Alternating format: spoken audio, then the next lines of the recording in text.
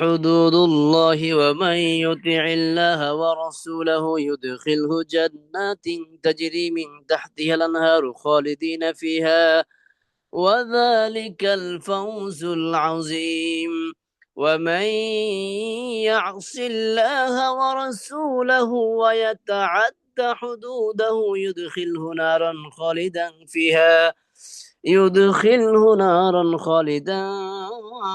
فيها وله عذاب مهين.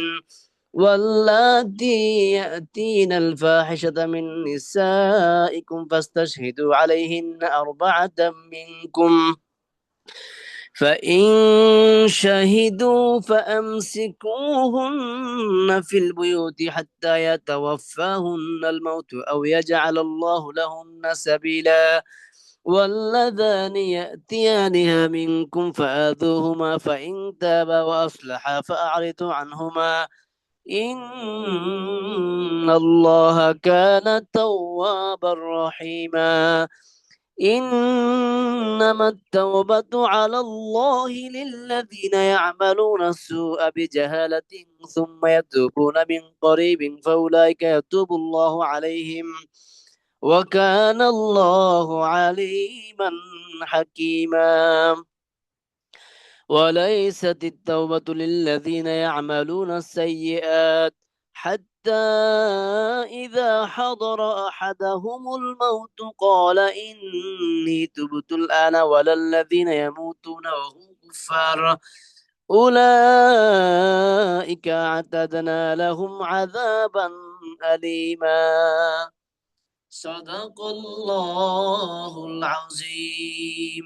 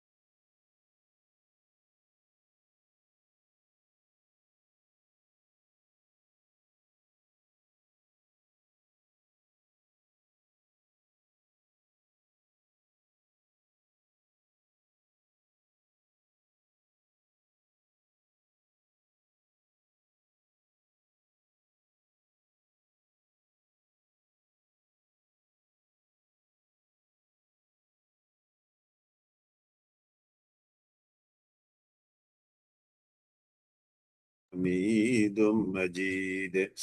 اللهم بارك على محمد وعلى آل محمد كما باركت على إبراهيم وعلى آل إبراهيم إنك حميد مجيد. رب زدني علما، رب يسر ولا تعسر وتمم علينا بالخير. رب اشرح لي صدري ويسر لي أمري واحلل عقدة من لساني يفقه قولي. يا رب لك الحمد كما ينبغي لجلال وجهك وعظيم سلطانك. يا رب لك الحمد كما ينبغي لجلال وجهك وعظيم سلطانك। আলহামদুলিল্লাহ, আল্লাহ তাআলার অশেষ মেহেরবানিতে আমরা সালাতুল জোহর আদায় করবার পর আজকে আলহামদুলিল্লাহ 20তম রমাদান অতিবাহিত হচ্ছে। 20তম 20তম রমাদানে সালাতুল জোহর আদায় করবার পর আমরা আলহামদুলিল্লাহ কোরআনে কারীমের এই গুরুত্বপূর্ণ এই লাইভ ক্লাসে বসবার মতো সুযোগ আল্লাহ তাআলা আমাদেরকে দান করেছেন। আমরা মহান মনিবের দরবারে কালিমাতুশ শুকুর আদায় করছি, আলহামদুলিল্লাহ। ইয়া রব্বি লাকাল হামদু কামা ইয়ানবাগি লিজালালি ওয়াজহিকা ওয়া আযীমি সুলতানিক। ইয়া রব্বি লাকাল হামদু কামা ইয়ানবাগি লিজালালি ওয়াজহিকা ওয়া আযীমি সুলতানিকা। اللهم لا تدع لنا ذنبا إلا غفرته ولا هما إلا فرجته ولا دينا إلا قضيته ولا مريضا إلا شفيته ولا حاجة من حوائج الدنيا والآخرة إلا قضيتها يا رب العالمين. আলহামদুলিল্লাহ, আমরা তাহলে শুরু করছি আজকের ক্লাস। أعوذ بالله من الشيطان الرجيم.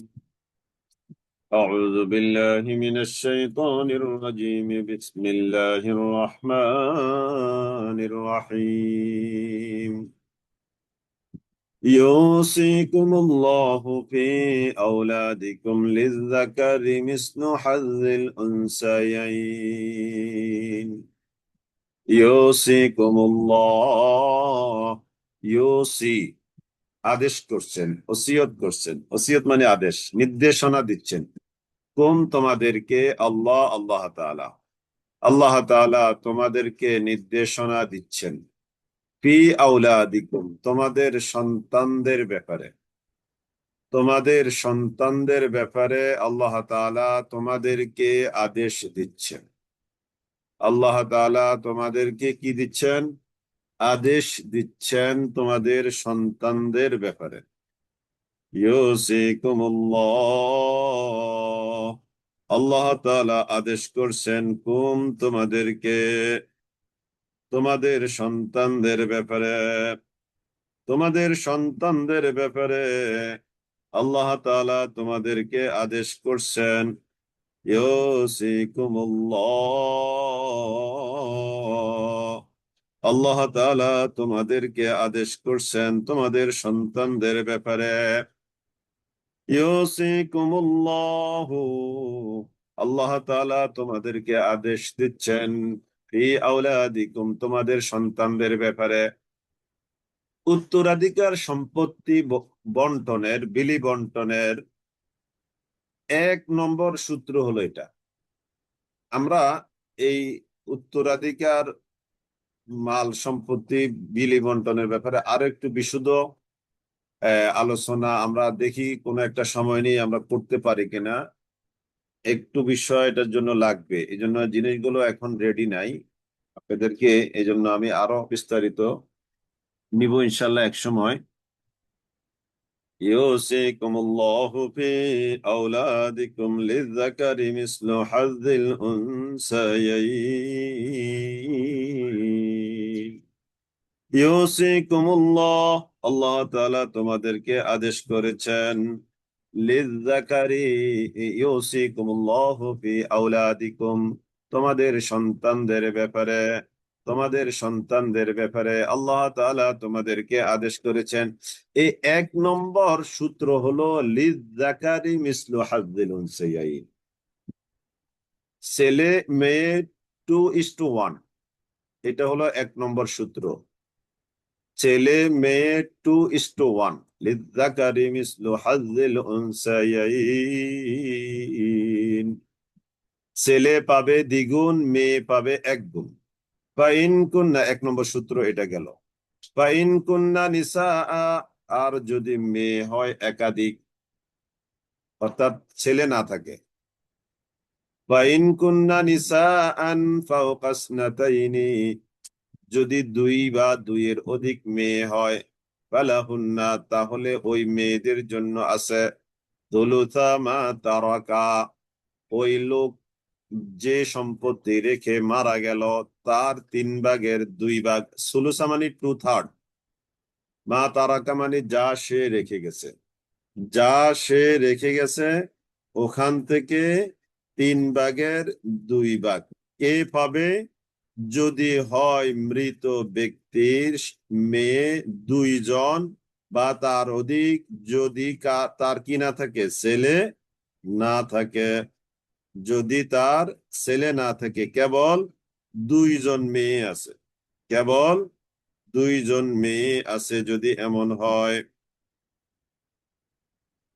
যদি এমন হয় তাহলে ওই মেয়েরা পাবে 2/3 থেকে, 3/2 পাবে 2 মেয়ে। فإن كن نساء فوق اثنتين فلهن ثلثا ما ترك وإن كانت واحدة, আর যদি ওই মৃত ব্যক্তির 1 জন থাকে, তাহলে আমরা বলতে পারি এই প্রথম কথা যেটা গেল লিযযাকারি মিসলু হাজ্জিল উনসায়াইন, এটা 1 নম্বর কথা, ঠিক আছে? এটাকে আমরা 1 নম্বর দিতে পারি। ফাইন কুন্না নিসাআন ফাওকা ইসনাতাইনি ফালাহুন্না থুলুসা মা তারাক, এটাকে আমরা 2 নম্বর দিতে পারি। একটু ভালো করে ধরেন, আজকে আর একটু ক্লিয়ার হবে। ওয়াইন কানাত ওয়াহিদাতান ফালাহান নিসফু, আর যদি হয় 1 জন মেয়ে মৃত ব্যক্তির, তাহলে ওই মেয়ের জন্য আছে ওয়াইন কানাত ওয়াহিদাতান ফালাহান নিসফু, তাহলে পুরো সম্পত্তির অর্ধেক। তাহলে এটা আমরা 3 নম্বর সূত্র দিতে পারি এই আয়াতগুলোর আলোকে। ওয়াইন কানাত ওয়াহিদাতান ফালাহান নিসফু ولأبويه لكل واحد منهما السدس مما ترك إن كان له ولد, আর অলি আবাওয়াইহি, আর পিতামাতা উভয়ের জন্যই আছে মিনহুমা আসসুদুসু, এটাকে আমরা 4 নম্বর দিব, যে 6/1 পিতামাতা উভয়ের জন্য, মিম্মা তারাকা, যা সে রেখে গেছে, ইনকানা লাহু ওয়ালাদ, যদি মৃত ব্যক্তির সন্তান থাকে, তাহলে পিতা মাতা পাবে 6/1। মনে করেন যে একজন লোক মারা গেল, একজন লোক মারা গেল, এখন তার পিতা মাতা আছে, তাহলে পিতা মাতা পাবে ওই সহায় সম্পত্তির 6/1, যদি মৃত ব্যক্তির কি থাকে, সন্তান থাকে। ফাইনলাম ইয়াকুল্লাহু ওয়ালাদুন ওয়া ওয়ারিসাহু, আর যদি মৃত ব্যক্তির সন্তান না থাকে, তাহলে ওয়া ওয়ারিসাহু আবাওয়াহু, তাহলে তার পিতামাতা উভয় অংশ পাবে। ফালি উম্মিহিস সুলুস, তবে সেক্ষেত্রে মায়ের জন্য হলো কত? ফালি উম্মিহিস সুলুস, 3/1, যদি পিতা ওই মৃত ব্যক্তির সন্তান সন্ততি না থাকে। ফাইন কানা লাহু ইখওয়াতুন, আর যদি ওই মৃত ব্যক্তির ভাই বোন থাকে, ফালি উম্মিহিস সুদুস, তাহলে মায়ের জন্য হলো 6/1। দেখেন কতগুলো সূত্র। এই কথাগুলো কখন বাস্তবায়িত হবে? মিন বাদি ওয়াসিয়াতিন ইউসি বিহা আও দাইন, ওসিয়ত যা সে পালন করেছে সেটা, কিংবা তার যে ঋণ আছে ওই ঋণগুলো শোধ করার পরে। আমরা গতকাল বলেছিলাম একজন মানুষ যখন দুনিয়া থেকে থেকে বিদায় নেয়, ওই মৃত ব্যক্তিকে কেন্দ্র করে কয়টা কাজ করতে হবে, মনে আছে তো আপনাদের? আপনাদের এমসিকিউ কোশ্চেন হবে এগুলো। একজন মানুষ ইন্তেকাল করলে তাকে কেন্দ্র করে কয়টা কাজ মনে আছে আশা করি আপনাদের, কারণ আপনারা যথেষ্ট অ্যালার্ট। আলহামদুলিল্লাহ, 4টি কাজ, মাশাআল্লাহ। হ্যাঁ, 4টি কাজ। 1 নম্বর কাজ হলো দাফন কাফন করা। এই ক্ষেত্রে 9 অপচয়, 9 কৃপণতা। 2 নম্বর হলো তার কি ঋণ পরিশোধ করা। 2 নম্বরে তার কি ঋণ পরিশোধ করা। 3 নম্বরে তার ওসিয়ত পূরণ করা।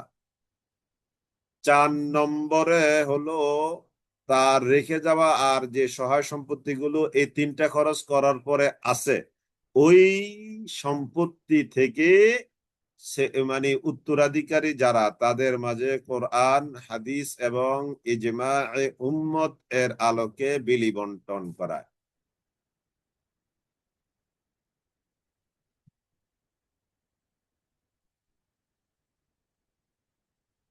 তাহলে আশা করি বুঝতে পেরেছেন 4টা কাজ। কয়টা কাজ?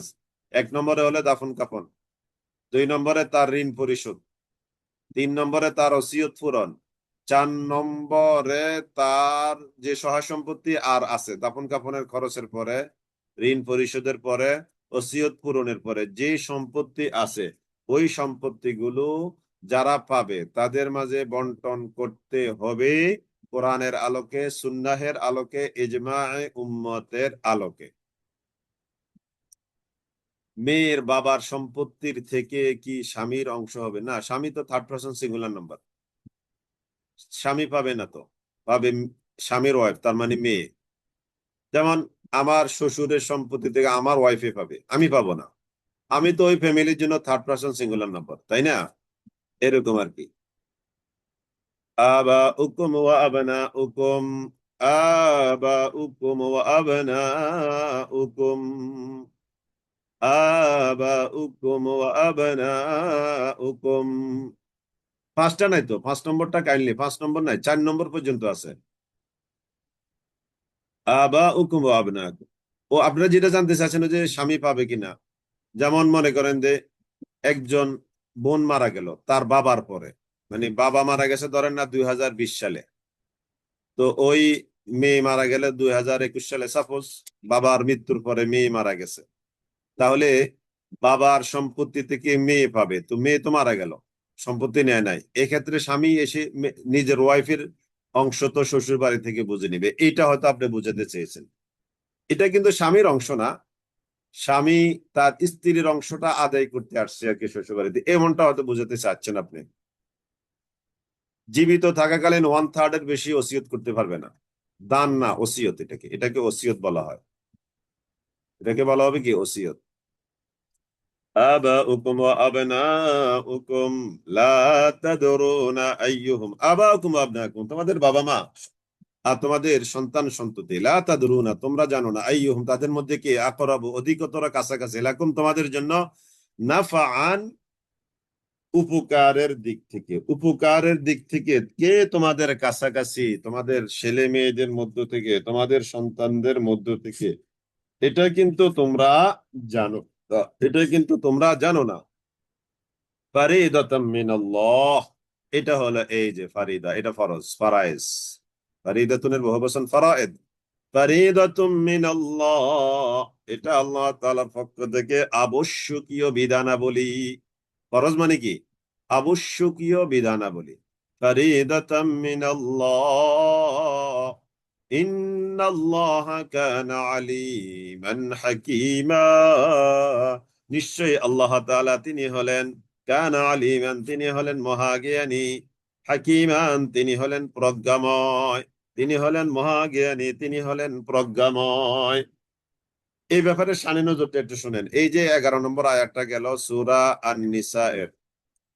জাবের রাদিয়াল্লাহু তাআলা আনহু বলেন, আমি একবার অসুস্থ হয়ে পড়লে, জাবের রাদিয়াল্লাহু তাআলা আনহু, একটু নামটা লেখেন, ওই সাহাবীর নাম কি? জাবের রাদিয়াল্লাহু তাআলা আনহু।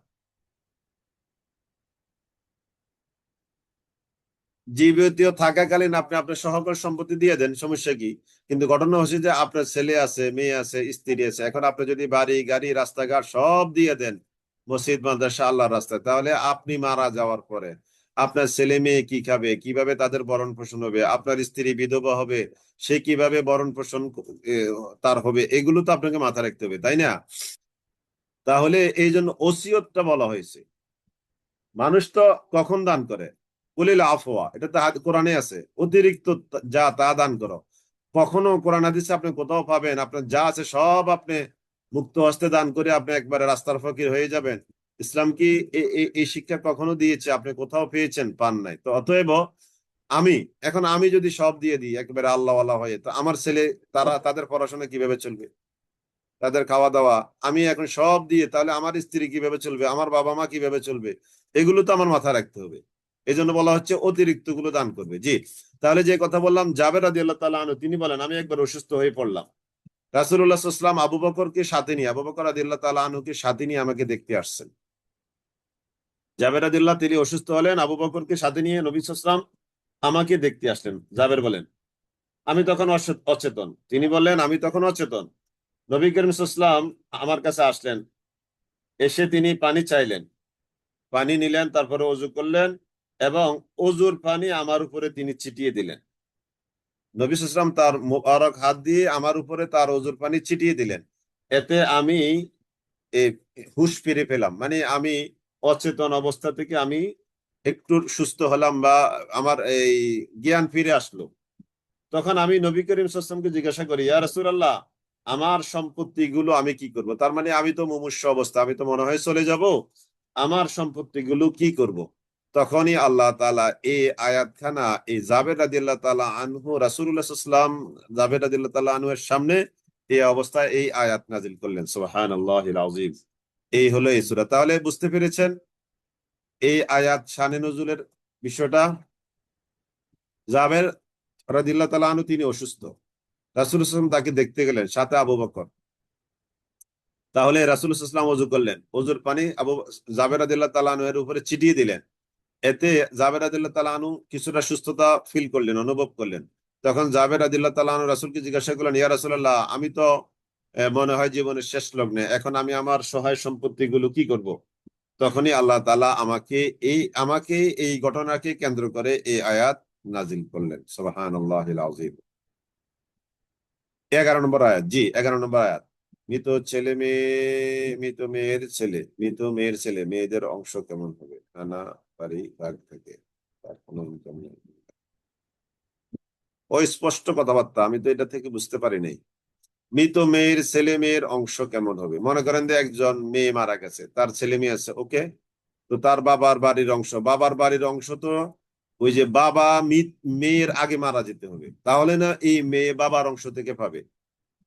বুঝতে পেরেছেন? বুঝতে পেরেছেন বিষয়টা? এই মেয়ে যে মারা গেল তার ছেলে মেয়ে রেখে, এখন এই মেয়ের মৃত্যুটা যদি বাবার মৃত্যুর পরে হয়, তাহলে সে বাবার বাড়ির সম্পত্তি পাবে, মানে বাপের অংশটা সে পাবে। আর যদি বাপের মৃত্যুর আগে মেয়ের মৃত্যু হয়ে যায়, তাহলে তো এই অবস্থায় এই মৃত মেয়ের ছেলে মেয়েরা এই নানার বাড়ির অংশটা পাচ্ছে না। এই ক্ষেত্রে ওই ওই যে ওসিয়ত, যে বুঝতে পেরেছেন, এই যে 3 ভাগের 1 ভাগের ওসিয়তটা, আমার মনে হয় এই ওসিয়তটা এই জন্য রাখা হয়েছে। এই আশা করি বুঝতে পেরেছেন। আমার নানা 2 কোটি টাকার সম্পত্তি মামার নামে লিখে দিতে চাচ্ছে, কিন্তু আমার খালারা চাচ্ছে এই এই দামি জমিটা নানা যেন সবাইকে ন্যায্যভাবে ডিভাইড করে দেয়। ওকে, এক্ষেত্রে কি আমাদের খালাদের দাবি যৌক্তিক, নাকি নানার সিদ্ধান্ত ঠিক আছে? নানার সিদ্ধান্ত ঠিক নাই, মোটেই ঠিক নাই। নানার সিদ্ধান্ত মোটেই ঠিক নাই। আপনাদের মায়েরা খালারা যে দাবি করছে এটাই রাইট, এটাই রাইট, এটাই রাইট। এটা আমাদের বাবারা এটা করেন, আমাদের মুরব্বীরা মনে করে মেয়েরা তো বিয়ে দিয়ে দিছি, মেয়েদের স্বামীরা তো বেশ প্রতিষ্ঠিত, ওদের আর এই বাড়িতে আসার দরকার কি? তখন এরা কি করে, ওই যে কোটি কোটি টাকা এই বড় ছেলের জন্য এটা, মেজো ছেলের জন্য এটা, ছোট ছেলের জন্য এটা সুন্দর করে লেখে টেকে দিয়ে এই ঘটনাটা ঘটায়। এবার আপনারা একটু শুনেন, আপনাদেরকে একটা আমার বাস্তব অভিজ্ঞতা বলি। কেন লিখে দেওয়া যাবে না সম্পত্তিগুলো? একটু খেয়াল করবেন, আশা করি সবাই একটু অ্যাটেনশন প্লিজ। কেন আগে লিখে দেওয়া যাবে না?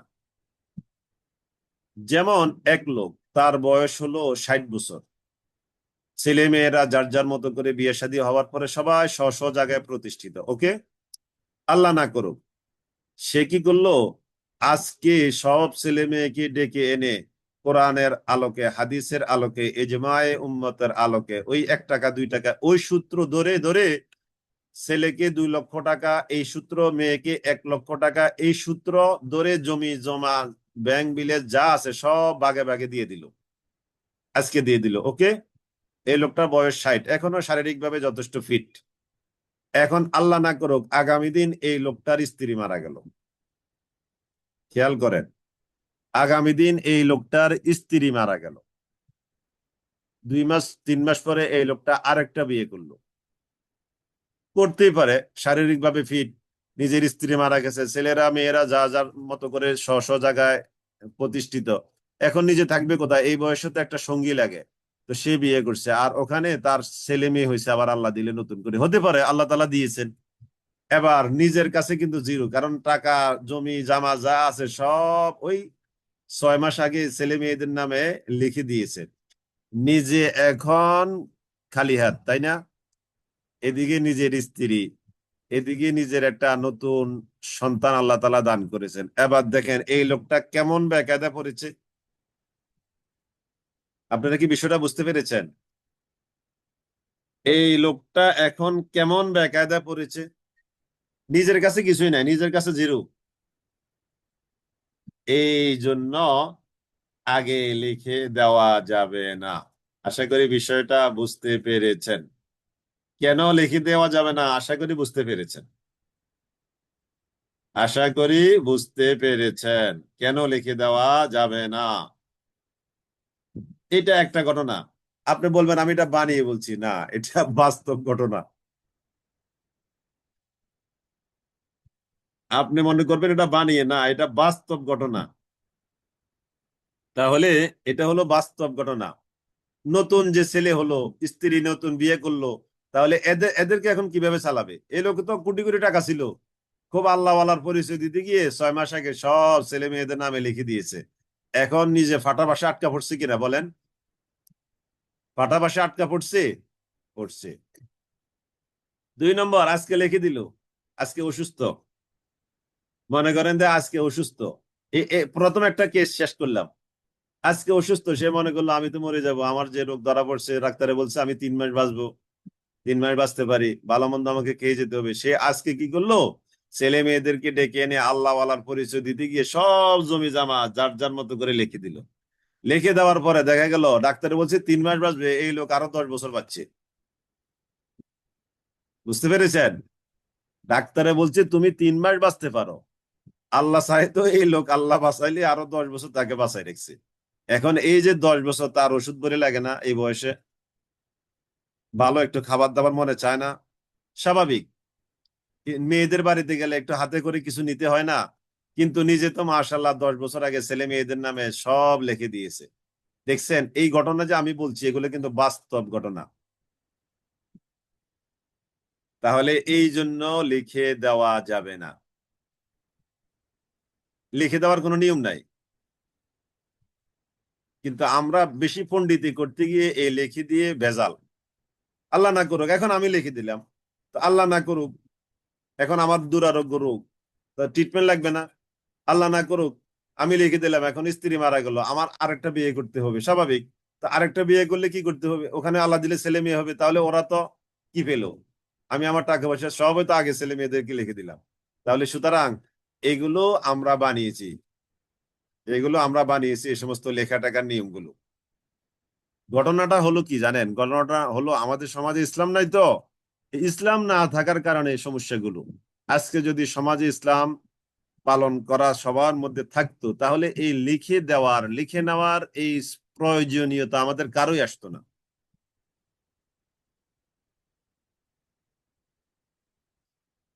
যাক, তাহলে এটা আমরা বানিয়েছি এই সিস্টেমটা, ছেলের ইনকামের টাকা দিয়ে বাবার নামে জায়গা জমিন কিনছে, এখন এই জায়গা জমিন কি সব ছেলে মেয়েরা পাবে কিনা, এটা একটা লিগেল কোশ্চেন। যেহেতু বাবার নামে কিনেছে, অতএব এটা বাবার সকল ছেলে মেয়েরা, তিনি মৃত্যুবরণ করার পরে ছেলে মেয়েরা ওই আল্লাহর দেওয়া বিধান অনুযায়ী পাবেন। বাবার নামে আপনি কিনতেন গেলেন কেন? আপনি টাকা পয়সা ইনকাম করেছেন, আপনি নিজের নামে কিনেন। আপনি নিজের নামে কিনেন, আপনি বাবার নামে কিনতেন যান কেন? তাহলে তো এখন বাবার নামে কিনতে গেলে ছেলে মেয়ে, বাবার যত ছেলে মেয়ে আছে সবাই পাবে। বাবার যদি আরেকজন স্ত্রী থাকে তাহলে ওই স্ত্রীও পাবে। আবার অনেকে আরেকটা জিনিস আমরা ভুল করি কি জানেন?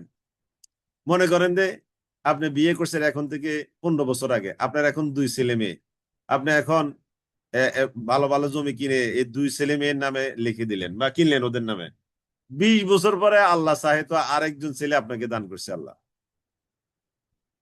বুঝতে পেরেছেন? এগুলা কিন্তু বাস্তব হচ্ছে, বাস্তব হচ্ছে। আপনি 15 বছর আগে ছেলে মেয়ের নামে আপনার সহায় সম্পত্তি লিখে দিলেন, 5 বছর পরে মেয়ে আরেকটা হয়েছে, আল্লাহ আল্লাহ আপনাকে দিয়েছে। এখন কি করবেন? এই জন্য বেশি চালাকি করতে গেলে আমরা ধরা পড়ি।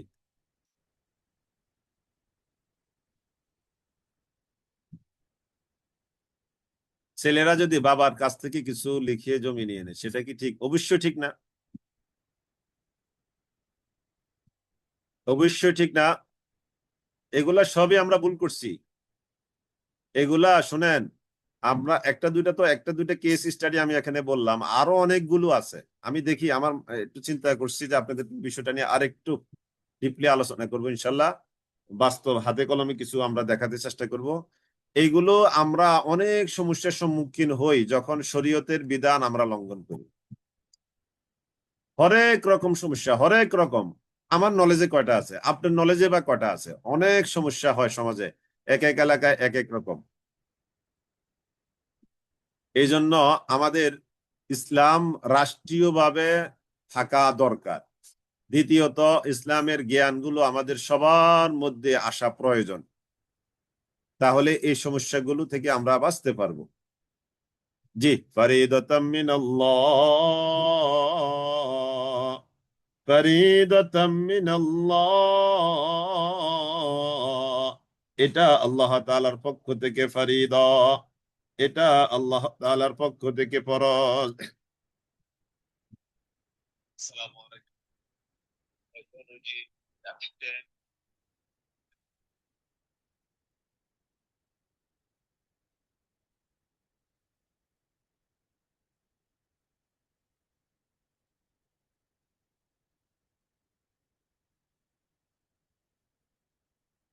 ফরিদাতাম মিনাল্লাহ, ইন্নাল্লাহা কানা আলিমান হাকীমা।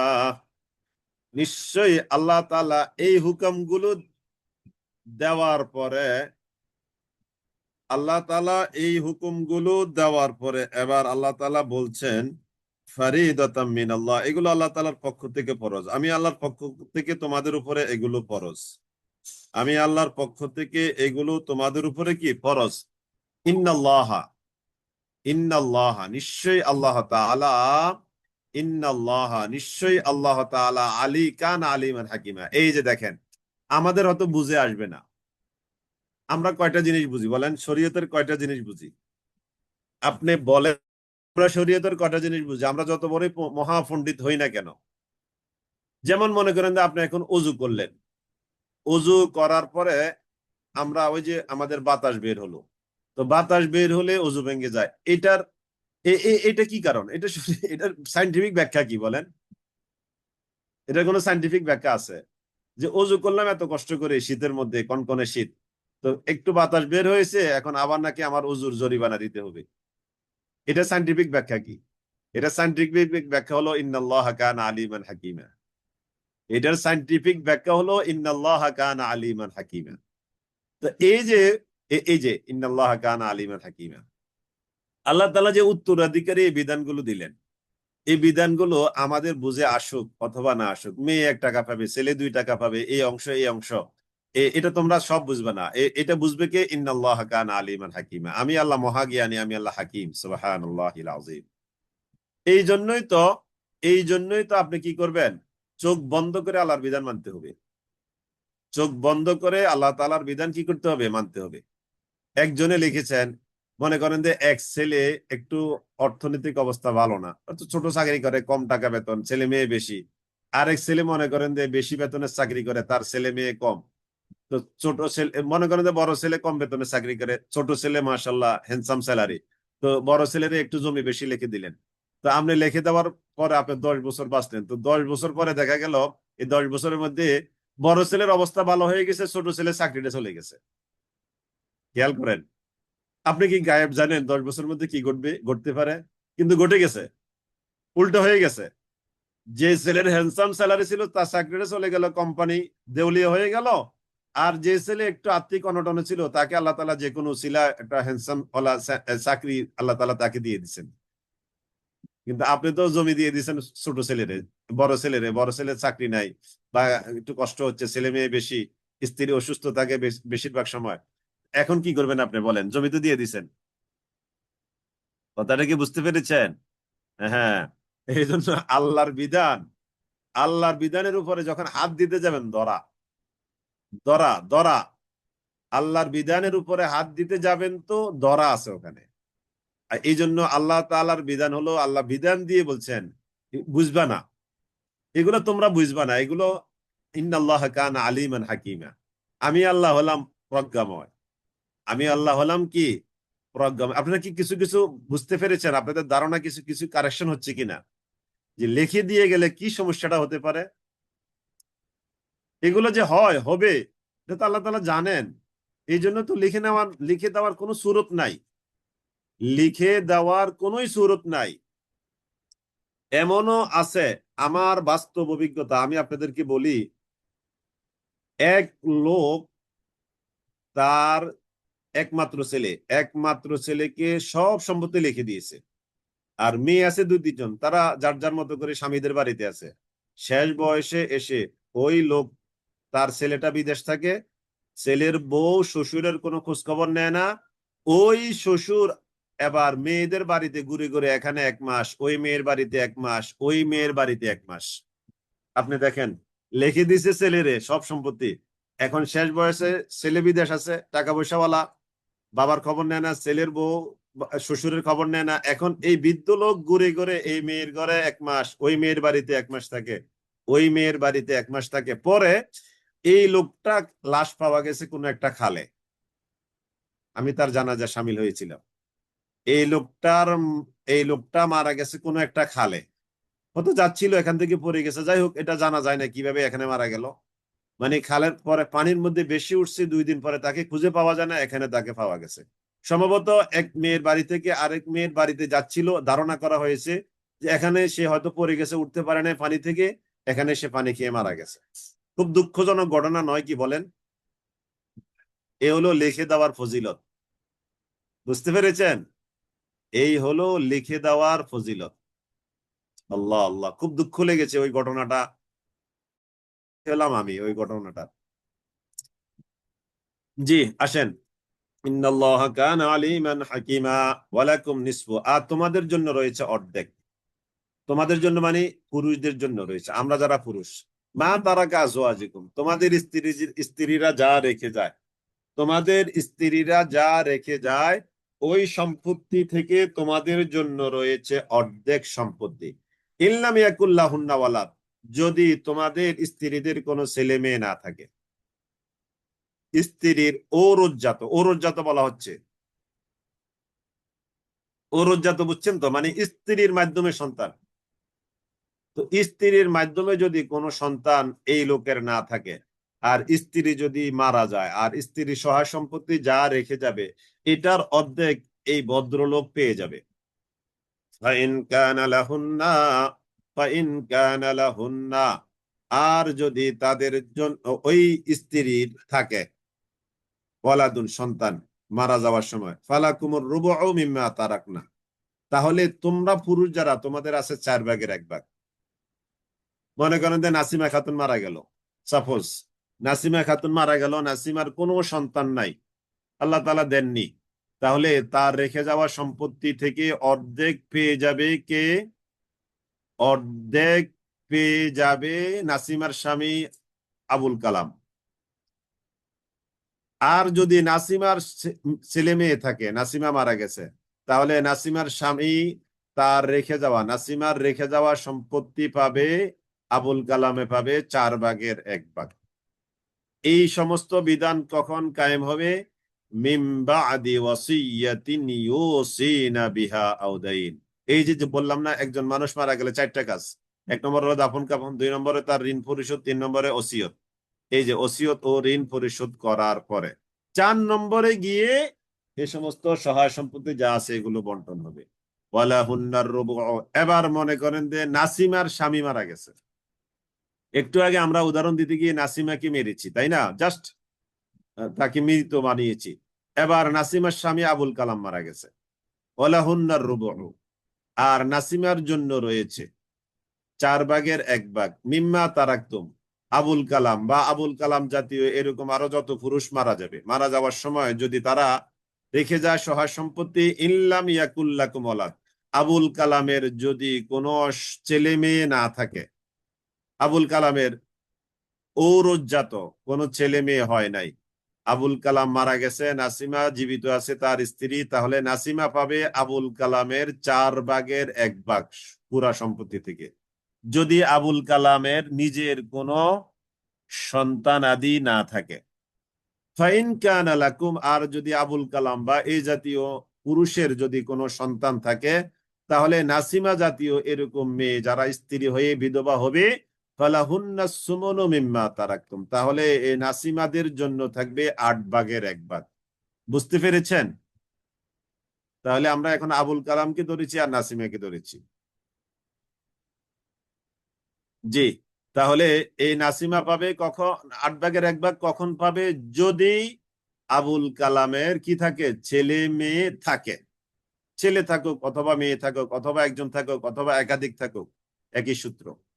তাহলে নাসিমা পাবে 8/1 স্বামীর রেখে যাওয়া সম্পদ থেকে। এই সমস্ত বিধানগুলো কখন কায়েম হবে? মিন বাদি ওয়াসিয়াতিন তুসুনা বিহা আও দাইন। ঋণ পরিশোধ এবং ওসিয়ত পরিশোধ করার পরে। ঋণ পরিশোধ এবং ওসিয়ত পরিশোধ করার পরে।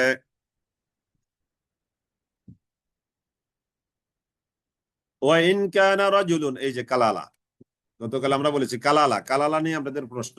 ওয়াইন কানা রাজুলুন, আর যদি কোনো মানুষ, কোনো ব্যক্তি, ইউরাসু, ওয়াইন কানা রাজুলুন ইউরাসু, ওয়াইন কানা রাজুলুন ইউরাসু,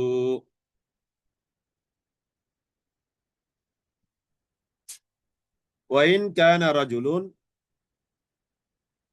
ওয়াইন কানা রাজুলুন, আর যদি এমন কোন রাজুল, এমন কোন ব্যক্তি, ওয়াইন কানা রাজুলুন ইউরাসু, ওয়াইন কানা রাজুল, আর যদি এমন কোন ব্যক্তি ইউরাসু, যে উত্তরাধিকারী রাখে, কালালা, এমন কালালাকে, আবি ইমরাআতান লাহু, যে তার আছে, আও ইমরাআতান ওয়া লাহু আখুন আও উখতুন, যে এমন মানুষ, ওয়াইন কানা রাজুলুন, আর যদি হয় এমন মানুষ তোমাদের মধ্য থেকে, যদি হয় এমন মানুষ যে, ওয়াইন কানা রাজুলুন ইউরাসু কালালাতান আবি ইমরাআতান, অথবা এমন কোন নারী, তাহলে কালালা সে নারীও হতে পারে, কালালা সে পুরুষও হতে পারে। ওসিয়ত এটা যদি কারো থাকে পালন করতে হবে, ওসিয়ত যদি কারো না থাকে তাহলে সেটা পালন করতে হবে না। পালন করতে হবে না মানে তো ওসিয়ত নাই, তাহলে পালন করার প্রশ্ন আসবে কেন? তাহলে কালালা যদি হয় পুরুষ অথবা কালালা যদি হয় নারী, কালালাতুন, যে সেই পুরুষ বা নারী যদি এমন হয় যে, ওয়ালাহু আখুন আও উখতুন, যে যে এমন হয় যে তার একজন ভাই আছে অথবা একজন বোন আছে, ফালিকুল্লি ওয়াহিদিম মিনহুমাস সুদুস, তাহলে ওই তাদের জন্য এই ক্ষেত্রে এখন কেমন ভাই কেমন বোন, ওই যে আমরা গতকাল বলেছিলাম বৈপিত্রীয় ভাই বোন, যদি এমন হয় তাহলে তাদের জন্য থাকবে কি? 1/6 সম্পত্তি। ফাইন কানু আকসারা মিন যালিক, যদি এর চেয়ে তাদের সংখ্যা বেশি হয়, ফাহুম শুরাকা ফিস সুলুস, তাহলে তারা অংশীদার সাব্যস্ত হবে, ওই 1/3 মধ্যে সম অংশীদার সাব্যস্ত হবে। মিন বাদি ওয়াসিয়াতিন ইউসা বিহা আও দাইন, এগুলো কখন কার্যকর হবে? ওসিয়ত পূরণ করার পরে, ঋণ পরিশোধ করার পরে, গায়রা মুদাররিন, কাউকে ক্ষতি করে নয়, ওয়াসিয়াতাম মিনাল্লাহ, এগুলো হলো আল্লাহ তাআলার হুকুম। এইগুলো হলো আল্লাহ তাআলার বিধানাবলী। আল্লাহু আলিমুন হালিম। আল্লাহ তাআলা তিনি হলেন আলিম, তিনি হলেন হালিম। আলিম মহাজ্ঞানী, হালিম মানে তিনি চরম সহনশীল, চরম সহনশীল। জি, এখানে আপনাদের অনেকগুলো প্রশ্ন। কালালা গতকালও বলেছিলাম আমরা যে এমন নারী অথবা পুরুষ যে ওয়াইন কান রাজুলুন ইউরাসু কালালাতান আবিমরাতান ওয়ালাহু আখুন আও উখতুন, তার কেউ নাই তবে বৈপিত্র্য ভাই আছে, বাবা মা নাই, ছেলে মেয়ে নাই, স্ত্রী নাই, তো তার বৈপিত্রীয় ভাই আছে অথবা বোন আছে, এমন যদি হয় তাকে বলা হয় কালালা। একজন মানুষ মারা গেল, তার বাবা মা নাই, তার ছেলে মেয়ে নাই, তার স্ত্রী নাই, তার আপন ভাই বোন নাই, এমন একজন মানুষ মারা গেল। আর যদি তার থাকে বৈপিত্রীয় ভাই, তখন তার ক্ষেত্রে এই সূত্র, পিতামাতা ও সন্তান সন্ততিহীন। স্বামী স্ত্রী নেওয়ার পর বাকিটা কে পাবে? এটা পাওয়া, এটা শোনেন, এই যে আমাদের একজন ভাই প্রশ্ন করেছেন, এটা কিন্তু একটা গুরুত্বপূর্ণ প্রশ্ন, একটু ওয়েট করেন, আমি আপনাদেরকে, এটাকে মোনাসাখা বলা হয়। দেখি আমরা রিভিউ ক্লাসের আগে শেষ করতে পারি কিনা, একটা নোট করতে হবে এটার জন্য আপনাদেরকে, অনলাইনে বোঝানোর জন্য আর কি। এখন যতটুকু ম্যাটার আছে এটা দিয়ে আপনাদেরকে আমি বুঝাতে পারবো না, আমি আরেকটু ক্লিয়ার করার জন্য দেখি, চেষ্টা করছি আমি আপনাদেরকে এই জিনিসগুলো আরেকটু ক্লিয়ার করবো ইনশাল্লাহ। কেউ ওসিয়ত কিভাবে করবে? ওসিয়ত লিখে যাবে, ওসিয়ত লিখে যাবে, অথবা 2-4 জন ময় মুরব্বী এনে সাক্ষী রেখে বলবে, এটাই ওসিয়ত। লিখেও যেতে পারে, অথবা এই ওয়েটফুল 2-4 জন মানুষ থাকবে যারা মানে এই ব্যক্তিত্ব সম্পন্ন মানুষ আর কি, এরকম কারো কাছে বলে গেলেই হবে, এটাই ওসিয়ত হবে ইনশাল্লাহ। জি জি, আলহামদুলিল্লাহ। তাহলে এবার আমরা আসি আজকের নতুন ক্লাস। আলহামদুলিল্লাহ, মোটামুটি একটু ধারণা পেয়েছেন আর কি, মোটামুটি একটু ধারণা পেয়েছেন, আরো ধারণা পাবেন, আরো ক্লিয়ার হবে ইনশাআল্লাহ। জি, এই যে আমরা এখানে 6টা পয়েন্ট পর্যন্ত, 6টা সূত্র বের করছি, এখান থেকে আমি লিখে দিয়েছি এই যে এই 1 2 3 4 5 6, হ্যাঁ। তারপরে এখানে আবার কিছু আছে, এটাতে আর নাম্বার দেওয়া হলো না। এই এবার আসি আমরা এখানে আজকের নতুন ক্লাস, এই সূত্র বলার পরে এবার দেখেন কত বড় একটা গুরুত্বপূর্ণ বিষয়, তাই না? এইগুলো বলার পরে আল্লাহ তাআলা এক ধরনের উপসংহার টানছেন। কেউ যদি ওসিয়ত করে আমার সম্পদ থেকে 40 করে, সেক্ষেত্রে কি এটা করা আবশ্যক? না, 40-40 এগুলো শরীয়তে না, এগুলো সব হিন্দুয়ানি সিস্টেম, এগুলো হিন্দুদের থেকে আমরা দাঁড় করে আনছি। তিলকা হুদুদুল্লাহ, আল্লাহ তাআলা উত্তরাধিকারী এই বিলি বন্টনের সিস্টেম বর্ণনা করার পরে আল্লাহ তাআলা এবার বলছেন, কি বলছেন? তিলকা হুদুদুল্লাহ, ও মানুষ শোনো, এগুলো আমি আল্লাহর স্থিরকৃত সীমারেখা। সুবহানাল্লাহ। মানে আল্লাহ তাআলা এগুলো বর্ণনা করার পরে একটা বাউন্ডারি দিয়ে বলছেন, তিলকা হুদুদুল্লাহ, এই বাউন্ডারির বাইরে যাবে না। এই যে আমরা এখন লিখছি, আমরা বাউন্ডারি ক্রস করছি। আমরা যে লিখছি, আমরা কি করছি? বাউন্ডারি ক্রস করছি। আমরা আগেই লিখে দিয়ে গেলাম, লিখে দিয়ে গেলে কি কি সমস্যা হয়? আজকে তো 2-1টা পেয়েছেন। আমি আমার অভিজ্ঞতা থেকে বলছি, আপনাকে যদি আমি প্লট দিই, আপনিও আমার সাথে এরকম আরো 2-4টা অভিজ্ঞতা যোগ করতে পারবেন, তাই না? এ হলো লিখে দেওয়ার মানে ডিমেরিটস, লিখে দেওয়ার কু কু কুফলাফল। তাহলে লিখে দেওয়ার অথবা কাউকে বঞ্চিত করার, আল্লাহ তাআলা আমাদেরকে এই জঘন্য পাপ থেকে হেফাজত করুক। আমরা এখান থেকে 1 নম্বরে আমরা যে শপথটা নিব আজকে, সেটা হলো আমরা লিখে যাব না, আমরা লিখে যাব না। যেমন আমি মনে করেন যে এখন লিখে গেলাম, আমি এখন মরে গেলাম, ওকে সমস্যা নাই, আমি লিখে দেওয়ার সাথে সাথে মরে গেলাম, ওকে সমস্যা নাই। কিন্তু আমার বিধবা স্ত্রী, সে এখন যাবে কোথায়? তার নামে তো আমি কিছু লিখি নাই। আমার ছেলে মেয়েদের নামে আমি লিখে দিলাম, আমি এখন মারা গেলাম, সেরে গেলাম আমি, কিন্তু আমার বিধবা স্ত্রী, সে এখন কোথায় যাবে? কারণ তার তো কিছু নাই, কারণ আমি তো সবই লিখে দিয়ে দিছি। তাহলে দেখছেন কত সমস্যা হচ্ছে না?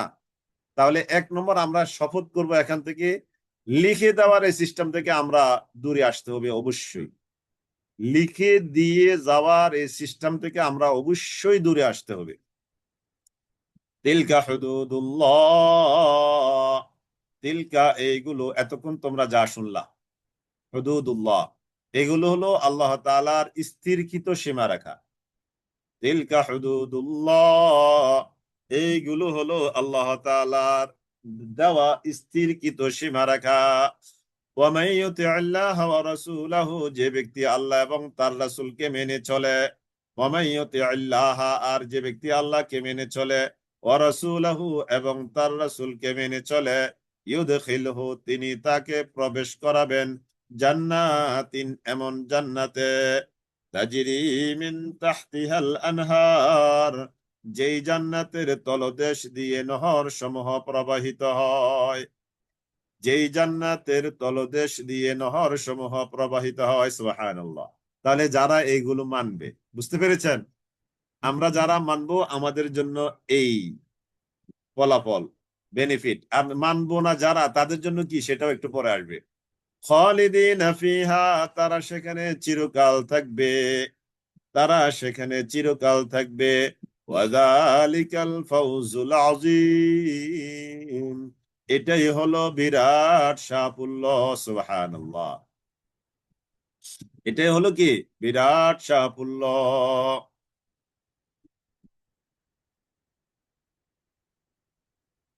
ওয়া মান ইয়াসিল্লাহ, এবার যারা লিখে যাবেন, অমান্য করবেন, তারপরে ওই একজনকে লিখে দেওয়ার ক্ষেত্রে আবার আমরা যেটা করি, ওই দুইজনকে লিখে দিছি, তিনজনকে লিখে দিই নাই।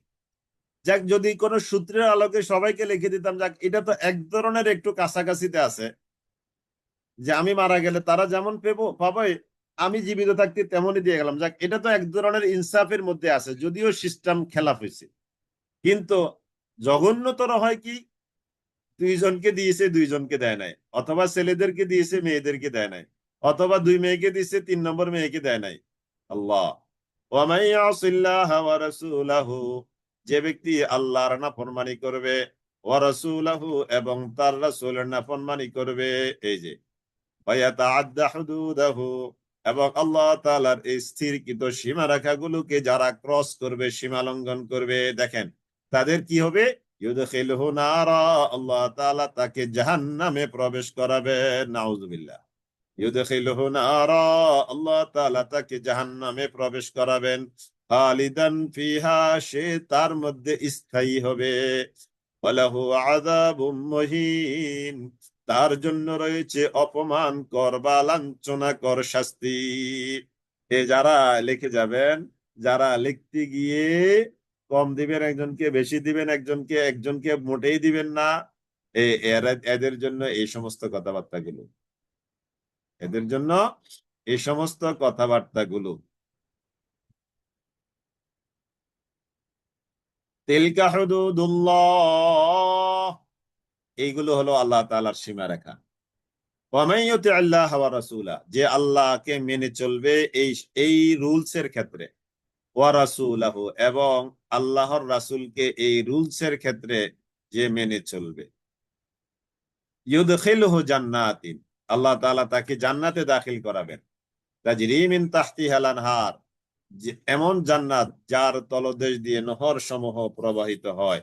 খালিদিনা ফিহা, তারা সেখানে চিরকাল থাকবে।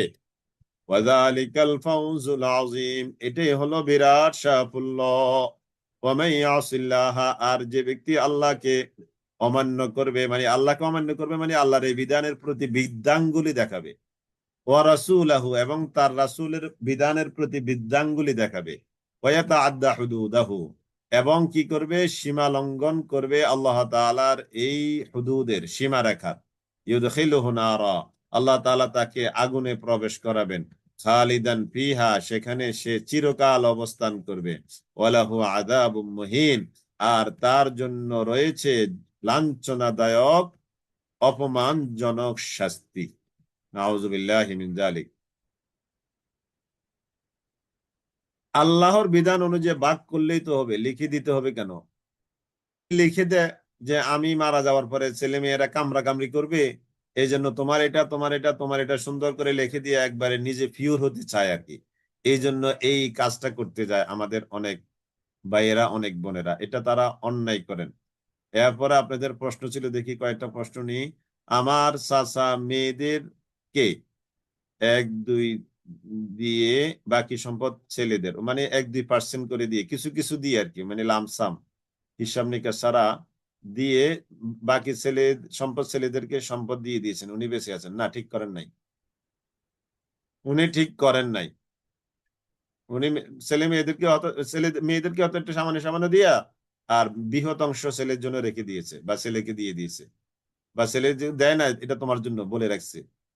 তখন বাবার মৃত্যুর পরে ছেলে তো বলবে বাবা তো তোমাদেরকে এটা এটা দিয়ে গেছে, আমাকে এটা দিয়ে গেছে, এটা আর কি। হবে না, হবে না। তারপরে সন্তানকে পড়াশোনা করিয়ে ছেলে মেয়ে মানুষ করে এখন তাদের দেখে তারা এখন মানুষের কাছ থেকে চেয়ে খায়। হ্যাঁ, এরকমও আছে। ছেলে মেয়ের পিছনে টাকা পয়সা সব খরচ করে এদেরকে বড় করে মানুষ করে এখন ওই বাবা মা সহায় সম্পত্তি দেওয়ার পরে কি হচ্ছে, এখন মানুষের কাছে হাত পাততে হচ্ছে, এরকম রেকর্ড আছে। তারপরে পালিত ছেলে বাচ্চা হলে কি সম্পদ পাইবে, পাইলে কত? না, না, না, এটা একটা গুরুত্বপূর্ণ প্রশ্ন। পালক ছেলে আর কি আমরা যেটাকে বলি, এই পালক ছেলে মেয়ে সম্পত্তি পাবে না, এই এদের জন্যই ওসিয়তের বিধান, এদের জন্যই দানের বিধানটা রাখা হয়েছে।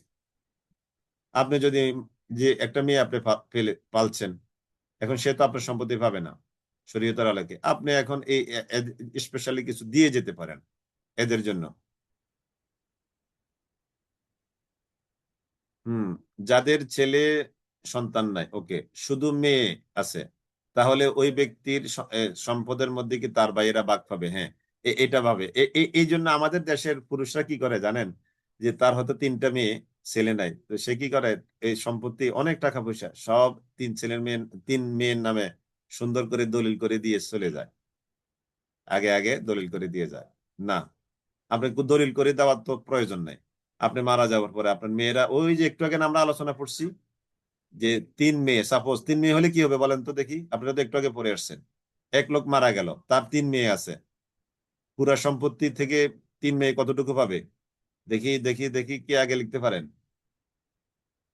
3 ভাগের 2 ভাগ, মাশাল্লাহ। এই যে আপনারা তো মাশাল্লাহ, এই তো পাড়ায় যে আপনারা ভালোই পারছেন। তাহলে আপনার 3 মেয়ে, 6 মেয়ে হোক, তাহলে পুরা সম্পত্তিকে 3 ভাগ করে 2 ভাগ মেয়েরা ভাগে ভাগে সমান ভাগে নিয়ে যাবে। আর 1 ভাগ কে পাবে? 1 ভাগ ওই মৃত ব্যক্তির ভাই আছে, বোন আছে, এরা পাবে। এটাকে আমাদের দেশে বলে আর কি বাইয়ালি সম্পত্তি, গ্রামের ভাষায় এটাকে বলে বাইয়ালি সম্পত্তি। তো এই বাইয়ালি সম্পত্তি থেকে বাইকে বঞ্চিত করার জন্য ওই ভদ্রলোক কি করে, তার মেয়েদের নামে সুন্দর করে লিখে দিয়ে আইনের কাছে সে পিওর হয়ে যায় আর কি। কিন্তু আল্লাহর আইনের কাছে তো আপনি পিওর হতে পারলেন না। আপনি তো বান্দার আইনের কাছে পারছেন, কিন্তু আল্লাহর আইনের কাছে আপনি আটকা পড়ে গেলেন।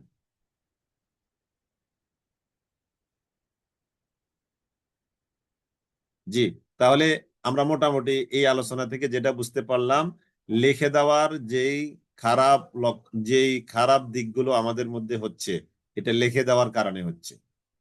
বুঝতে পেরেছেন? লিখে দেওয়া যাবে না, বা ওই সবাইকে লিখে দিলেন, এক্ষেত্রে আবার কাউকে কম কাউকে বেশি, অথবা কাউকে নামকে ওয়াস্তে কোনো কিছুই করা যাবে না। আপনি মারা যাওয়ার পরে অটোমেটিক্যালি শরীয়তের আলোকে এটা কার্যকর হবেই। জি, আসেন। পালিত ছেলেকে সম্পদ দিলে কি গুনাহ হবে? না, গুনাহ হবে না। এই জন্য মনে করেন যে আপনার কোনো ছেলে মেয়ে হয় না, এরকম আছে অনেকে নিঃসন্তান, আল্লাহ তাআলা দেন নাই। আপনি হয়তো একটা মেয়ে বা একটা ছেলে পালছেন, বড় করছেন, আপনার ছেলের মতোই আপনার সংসারে আছে, আপনার দেখভাল করছে, ওকে। তাকে আপনি কি করতে হবে পারেন, আপনি তাকে কিছু লিখে দিতে পারেন। এই ক্ষেত্রে কিছু লিখে দিতে পারেন কিনা, কিভাবে? ওই যে ওসিয়ত আপনি করে যেতে পারেন, যে আমার মৃত্যুর পরে তুমি 3 ভাগের 1 ভাগ এখান থেকে সম্পত্তি পাবা, বাকি 2 ভাগ আমার বোনেরা আছে, আমার ভাই আছে, আমার বাবা মা আছে, ওরা পাবে। এটা, অথবা আপনি তাকে এমনিতেই দিতে পারেন। এটা ওই 3 ভাগের 1 ভাগ না, তার তার জন্য তার প্রয়োজনে এতটুকু। তার যদি ভাই বেঁচে না থাকে, তাহলে ভাইয়ের ছেলেরা পাবে কিনা? মেয়ে, তার বোন আছে না, বোনেরা পেতে পারে। জি, আবার সামনের দিকে যাই। ওয়াল্লাতী ইয়াতিনাল ফাহিশাতা, এবার আমরা উত্তরাধিকারী আইনগুলো আলোচনা শেষ। এবার আলোচনা আসছে আরেকটা প্রসঙ্গে। এবার জমি জমা টাকা পয়সা সব আপাতত স্টপ করেন। এবার আমরা আরেকটা প্রসঙ্গে আসছি। আউযু বিল্লাহি মিনাশ শাইতানির রাজিম। ওয়াল্লাতী ইয়াতিনাল ফাহিশাতা মিন নিসাইকুম। এবার আমাদের দাম্পত্য জীবনের কিছু দুর্ঘটনা নিয়ে আলোচনা। ওয়াল্লাতী, আর হে ইমানদার ইমানদার পুরুষেরা, তোমরা শুনে রেখো, ওয়াল্লাতী, যে সকল নারীরা, ইয়াতিনা আল ফাহিশা, তারা ব্যভিচারে লিপ্ত হয়। তোমাদের মধ্য থেকে যে সকল নারীরা ব্যভিচারে লিপ্ত হয়। ওয়াল্লাতী ইয়াতিনাল ফাহিশাতা মিন নিসাইকুম, তোমাদের নারীদের মধ্য থেকে, মেয়েদের মধ্য থেকে, বোনদের মধ্য থেকে যে সকল নারীরা ফাহিশা কর্মে, ব্যভিচারে, ব্যভিচার বলতে তো বুঝতে পেরেছেন, ব্যভিচার কার্যে লিপ্ত হয়, ন্যায্য না অন্যায্য কাজে তোমাদের নারীরা যারা লিপ্ত হয় তোমাদের মধ্য থেকে, ফাস্তাশহিদু, তবে এই ক্ষেত্রে তোমরা সাক্ষী রাখো। কি জন্য? অভিযোগ প্রমাণিত করবার জন্য। আলাইহিন্না, তাদের বিরুদ্ধে, আরবাআতান, চারজন, মিনকুম, তোমাদের মধ্য থেকে, তোমাদের মধ্য থেকে চারজনকে তোমরা সাক্ষী রাখো। একজন নারী ব্যভিচারে লিপ্ত হয়েছে, তাহলে এই ব্যভিচার আপনি আদালতে বা সামাজিক দরবারে যেখানে আপনি উপস্থাপন করুন না কেন, এটাকে প্রমাণ করার জন্য আপনার কয়জন সাক্ষী লাগবে? আরবাআতাম মিনকুম, তোমাদের মধ্য থেকে চারজন সাক্ষী লাগবে। কয়জন সাক্ষী লাগবে? চারজন সাক্ষী লাগবে। আমি প্রশ্ন বুঝি নাই। তাহলে ওয়াল্লাতী ইয়াতিনাল ফাহিশাতা মিন নিসাইকুম, তোমাদের মধ্য থেকে নারীরা যারা ব্যভিচারে লিপ্ত হয়, ফাস্তাশহিদু আলাইহিন্না আরবাআতাম মিনকুম, তাদের বিরুদ্ধে তোমাদের মধ্য থেকে তোমরা চারজন সাক্ষী রাখবে। ফাইন শাহিদু, অতঃপর তারা, ওই সাক্ষীরা যদি সাক্ষী দেয় সততার ভিত্তিতে বা অভিযোগ প্রমাণিত হয়, ফাইন শাহিদু ফাআমসিকুহুন্না, তাহলে তোমরা তাদেরকে আটকায় রাখবে, গৃহবন্দী করে রাখবে, ফিল বুয়ুতি, ঘরের মধ্যে, হাত্তা ইয়াতাওয়াফাহুন্নাল মাউতু, যতক্ষণ না তাদের মৃত্যু হয় ততদিন পর্যন্ত। তার মানে শাস্তি হলো, যতদিন পর্যন্ত তাদের মৃত্যু না হবে ততদিন পর্যন্ত তাদেরকে আটকায় রাখতে হবে। কোন নারীর যদি অপকর্ম প্রমাণিত হয় চারজন সাক্ষীর সাক্ষ্য দেওয়ার ভিত্তিতে, তাহলে ওই নারীর শাস্তি হলো তার মৃত্যু পর্যন্ত তাকে একটা জেলখানে আটকে রাখতে হবে। বুঝতে পেরেছেন? কত বড় কঠিন কথা না? তবে এখানে এটা আমরা সূরা নূরের মধ্যে এই আলোচনাটা বিস্তারিত পাবো। এখানে জাস্ট একটু ভূমিকা স্বরূপ কিছু কথা আসছে। তবে এই অংশটা, যে মৃত্যু পর্যন্ত তাদেরকে আটকিয়ে রাখার, আবদ্ধ করার, জেলখানা রাখার, এই অংশটা মানসুখ হয়ে গেছে। এই অংশটা কি হয়েছে? মানসুখ হয়েছে সূরা আন-নূর এর আয়াত দ্বারা। আমরা ওখানে গিয়ে এই রেফারেন্সটা ওখানে আলোচনা করবো ইনশাআল্লাহ, আল্লাহ তাআলা যদি হায়াতে বাঁচিয়ে রাখেন। তাহলে ফিল বুয়ুতি হাত্তা ইয়াতাওয়াফাহুন্নাল মাউত আও ইয়াজআলাল্লাহু লাহুন্না সাবিলা, এটা হলো এই নূরের ব্যাখ্যা। আও, অথবা ইয়াজআলাল্লাহু, আল্লাহ তাআলা দিবেন, লাহুন্না, তাদের জন্য, সাবিলান, অন্য কোন রাস্তা। এই অন্য কোন রাস্তা মানে তাদের পানিশমেন্ট। ওই পানিশমেন্টটা আমরা সূরা আন-নূরে পাবো ইনশাআল্লাহ। না, একটু একটু অ্যাড করেন। এটা জাস্ট ব্যভিচারে নারীদের আলোচনাটা আসছে, পুরুষের আলোচনা আছে। ব্যভিচার তো শুধু নারী করবে কেন? অবশ্যই শুধু নারী করে না, এটা পুরুষও করে, এটা পুরুষও করে, কিন্তু পার্টে পার্টে তো আলোচনা আসে। কোন আয়াতে নারীর অংশটা আছে, কোন অংশে পুরুষের অংশটা আসে। মানসুক মানে কি? মানসুক মানে রহিত হয়েছে, ডিলেটেড। ইংরেজিতে লিখতে পারেন ডিলেটেড, মানে হুকুমটা বাদ, বাট তেলাওয়াতটা জারি আছে। হুকুমটা বাদ, তেলাওয়াতটা কি আছে? জারি আছে। এটা হলো মানসুখ। আশা করি বুঝতে পেরেছেন। তো আও ইয়াজআলাল্লাহু, অথবা আল্লাহ তাআলা তাদের জন্য বের করে দিবেন, সাবিলান, অন্য কোন পন্থা বা রাস্তা। এই অন্য কোন পন্থা বা রাস্তা, এটার ব্যাখ্যাটা আমরা পাবো কোথায়? সূরা আন-নূরের মধ্যে। সূরা আন-নূর কিন্তু একটা চমৎকার সূরা। সূরা আন-নূর, সূরা আল হুজরাত, এই দুইটা সূরা আমাদের নারী পুরুষ সবার জন্য ইয়াদ করা। এটাকে ভালোভাবে বোঝা, হৃদয়ঙ্গম করা, অর্থ জানা, তাফসীর, ব্যাকগ্রাউন্ড, ব্যাখ্যা বিশ্লেষণ সব জানা একজন সচেতন মুমিন নরনারীর জন্য আবশ্যক। তাহলে এই আও অথবা ইয়াজআলাল্লাহু, আল্লাহ তাআলা বের করে দিবেন লাহুন্না, তাদের জন্য সাবিলান, রাস্তা। এই রাস্তাটা কি? তাদের জন্য পানিশমেন্ট। ওখানে আমরা পানিশমেন্ট পাবো। ওয়াল্লাযানি, সূরা হুদ নাই নাকি নূর? সূরা হুদ না, সূরা নূর। নূর নূর। ওয়াল্লাযানি, এই যে দেখেন, ওয়াল্লাযানি, আর নারী পুরুষ দুইজন, ইয়াতিয়ানিহা, ব্যভিচারে যখন তারা লিপ্ত হবে, মিনকুম, তোমাদের মধ্য থেকে, ফাআদুহুমা, অতঃপর তাদেরকে তোমরা শাস্তি দাও, ফাইন তাবা, অতঃপর যদি তারা তওবা করে, ওয়া আসলাহা, এবং তারা নিজেদের জন্য কারেকশন করে, মানে ফিরে আসে, ফাআরিদু আনহুমা, তাহলে তোমরা তাদেরকে মাফ করে দাও, তাদেরকে উপেক্ষা করো। ইন্নাল্লাহা কানা তাওয়াবার রহিমা, নিশ্চয়ই আল্লাহ তাআলা তিনি হলেন তাওয়াবার রহিমান, নিশ্চয়ই আল্লাহ তাআলা তিনি হলেন তওবা কবুলকারী। তাওয়াবান এখানে বলা হয়েছে বড়ই ক্ষমাশীল, মানে কি? বড়ই ক্ষমাশীল যিনি, তিনি তো তওবা কবুল করেন। রহিমান, তিনি বড়ই মেহেরবান। এবার আসেন একটু কথা বলবো আরো। ওয়াল্লাতী, আর নারীরা, ইয়াতিনা, তারা লিপ্ত হয়, আল ফাহিশা, ফাহিশা কাজে, ব্যভিচারে লিপ্ত হয়, মিন নিসাইকুম, তোমাদের নারীদের মধ্য থেকে, তোমাদের স্ত্রীদের মধ্য থেকে নারীরা যারা ব্যভিচারে লিপ্ত হয়, ফাআশহিদু আলাইহিন্না আরবাআতাম মিনকুম, তোমরা তাদের বিরুদ্ধে 4 জন সাক্ষী রাখো। এখন সাক্ষী ধরনটা কি? সাক্ষী হলো, আমি আপনাদেরকে একটু ইশারা ইঙ্গিতে বুঝাবো, যে ওই যে সুই আছে, যে সুইয়ের গোড়া আমরা যেমন সুতা ঢুকাই, সুইয়ের গোড়া দিয়ে আমরা যেমন সুতা ঢুকাই, তাই না?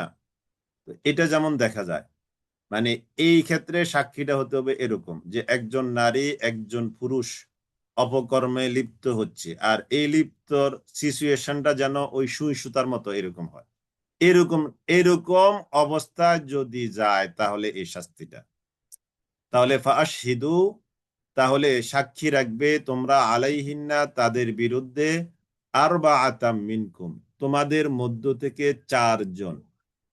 4 জন, তার মানে এটাকে আমরা আরেকটু ক্লিয়ার যদি বলি, স্বচক্ষে ওই শুনছি, বা অমুকে বলছে, বা কার কাছে জানি শুনেছি, ওই সমস্ত আলতু ফালতু কথা কাজ হবে না। বা দোকানপাটে শুনলাম, ওই যে অমুক বাড়িতে শুনলাম, অমুক মহিলা, অমুক পুরুষ, এই অমুক, এই সমস্ত, এগুলো দিয়ে এখানে কাজ হবে না। এখানে স্বচক্ষে লাগবে। স্বচক্ষে 4 জন পুরুষ এই নর, এই নারীকে এই অপকর্মে লিপ্ত হতে দেখেছেন। এই অপকর্মে লিপ্ত হতে দেখেছেন 4 জন পুরুষ, হলো স্বচক্ষে সাক্ষী, শুনেছে না, স্বচক্ষে সাক্ষী লাগবে। 2 জন দেখছে হবে না, 3 জন দেখছে হবে না, 4 জন। এবং কেমন অবস্থা দেখতে হবে? ওই যে সুই সুতার যে বিষয়টা বললাম, এই অবস্থা দেখতে হবে। ফাইন শাহিদু, অতঃপর যদি তারা সাক্ষ্য দেয়, ফাআমসিকু, তাহলে ফয়সালা হলো তাদেরকে আটকায় রাখবে, ফিল বুয়ুতি, জেলখানার মধ্যে, মানে ঘরের মধ্যে, হাত্তা ইয়াতাওয়াফাহুন্নাল মাউত, যতক্ষণ না তাদের মৃত্যু আসে, যতক্ষণ না তাদের মৃত্যু আসে, ততক্ষণ পর্যন্ত তাদেরকে কি করতে হবে? আটকায় রাখবে। আও অথবা ইয়াজআলাল্লাহু লাহুন্না সাবিলা, তাহলে এটা ছিল ইসলামের প্রথম যুগের সূচনা, মানে প্রথম কঠিন কথা। এই কঠিনটাকে একটু হালকা করছে, আও ইয়াজআলাল্লাহু লাহুন্না সাবিলা, অথবা আল্লাহ তাআলা তাদের জন্য কোনো রাস্তা বের করে দিবেন। আর এই রাস্তাটা কি? ওই রাস্তাটা আমরা সূরা নূরে গিয়ে পাবো। ওয়াল্লাযানি, আর 2 জন, নারী এবং নর, ইয়াতিয়ানিহা, তারা যখন এরকম অপকর্মে লিপ্ত হবে, মিনকুম, তোমাদের মধ্য থেকে, ফাআযুহুমা, তাদের 2 জনকে তোমরা পানিশমেন্ট করো, শাস্তি দাও। ফাইন তাবা, অতঃপর যদি তারা তওবা করে, ওয়া আসলাহা, এবং তারা সংশোধন হয়ে যায়, ফাআরিদু আনহুমা, তাহলে তাদেরকে, তাদের এই অপরাধকে তোমরা একটু উপেক্ষা করে চলো, মানে একটু মার্জনা ত্রুটিতে দেখো, মার্জনা দৃষ্টিতে দেখো। ইন্নাল্লাহ, নিশ্চয় আল্লাহ তাআলা, কানা তাওয়াবার রহিমান, তিনি হলেন তাওয়াব, তিনি হলেন রহিম, তওবা কবুলকারী, তিনি হলেন পরম করুণাময়, তিনি হলেন তওবা কবুলকারী, তিনি হলেন পরম করুণাময়।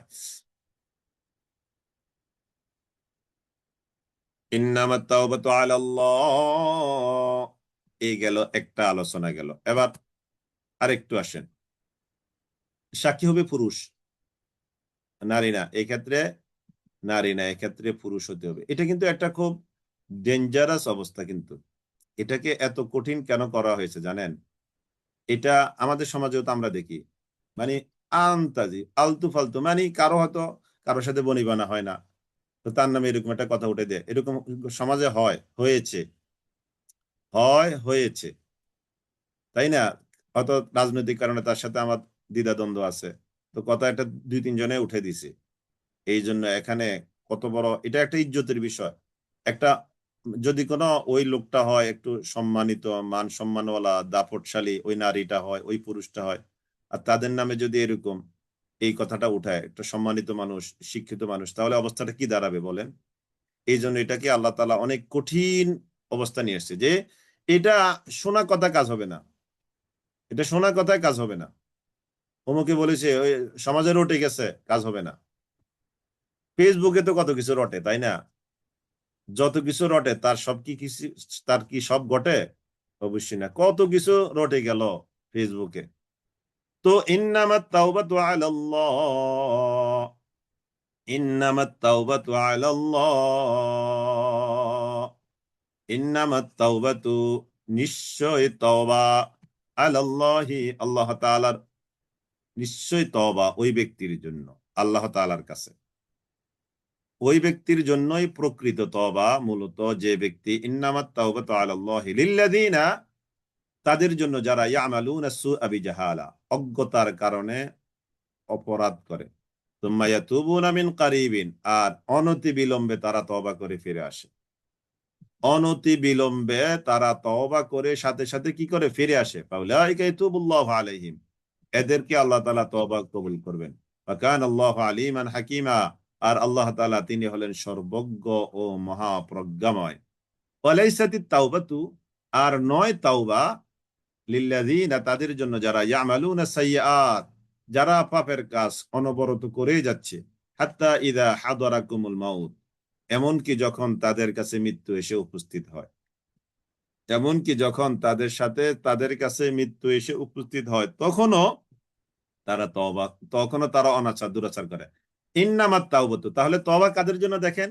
ইন্নামাত তাওবাতু, তওবা তো হলো তাদের জন্য, আলাল্লাযিনা, আল্লাহ তাআলার কাছে, লিল্লাযিনা ইয়ামালুনা সুআ, যারা মন্দ কর্ম করে, বিজাহালাতিন, অজ্ঞতার সাথে, মানে বোঝে নাই, না বুঝে, খেয়ালের বলে, এরকম যারা অজ্ঞতার সাথে অপরাধ করে ফেলে, সুম্মা ইয়াতুবুনা মিন কারিবিন, অতঃপর তারা অনতি বিলম্বে তওবা করে বসে, মানে একটা খারাপ কাজ করছে, তওবা করছে সাথে সাথে, ফাউলাইকা ইয়াতুবুল্লাহু আলাইহিম, আল্লাহ তাআলা তাদের তওবা কি করবেন?